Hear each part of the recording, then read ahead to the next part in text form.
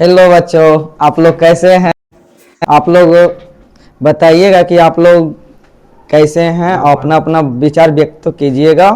आज हम व्याकरण के कुछ पाठ पढ़ाने के लिए जा रहे हैं। आपको उस समय को सुनना है, बढ़िया से सुनना है, हर चीज़ को सुनने का प्रयास करना है। यह इम्पोर्टेंट, बहुत ही इम्पोर्टेंट है, जिसको कि हम बताएंगे। आज का व्याकरण का एक पाठ है जो कि भाषा, जो कि आज हम जानेंगे कि भाषा किसे कहते हैं, भाषा होता क्या है, उसके बारे में आज जानेंगे। कहा जाता है भाषा जिस तरह से भी हम जिसको भी बोल के, जैसे भी कह के, जिसे हम समझा देते हैं, वह हमारी क्या है, भाषा है।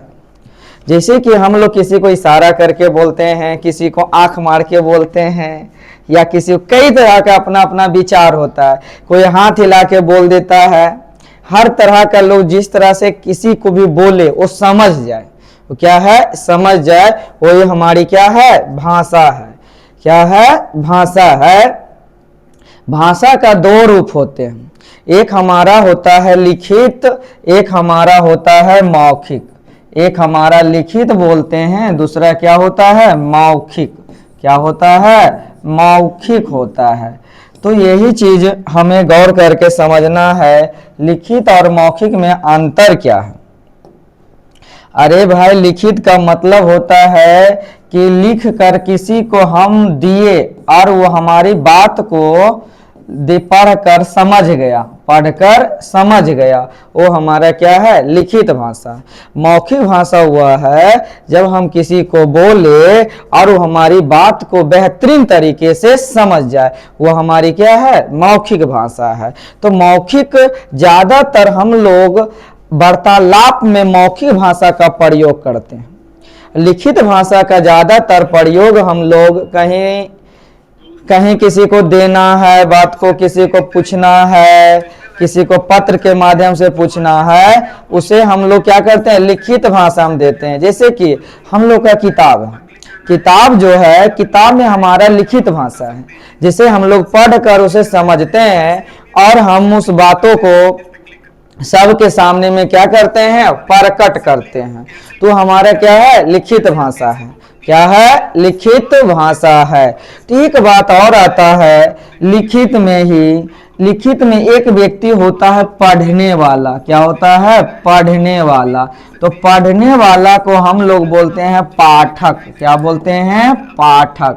पढ़ने वाले को हम लोग क्या बोलते हैं, पाठक बोलते हैं। उसी प्रकार लिखने वाले को, उसी प्रकार लिखने वाले को जो कोई चीज लिख के देता है, लिखने वाले को जो किसी तरह का पत्र लिख के दे, चाहे निबंध लिख के दे, चाहे कहानी लिख कर दे, उसे हम लोग बोलते हैं लेखक। क्या बोलते हैं, लेखक बोलते हैं। इसी प्रकार बोलते हैं लिखने वाले को हम लोग क्या बोलते हैं, लेखक। क्या बोलते हैं, लेखक बोलते हैं।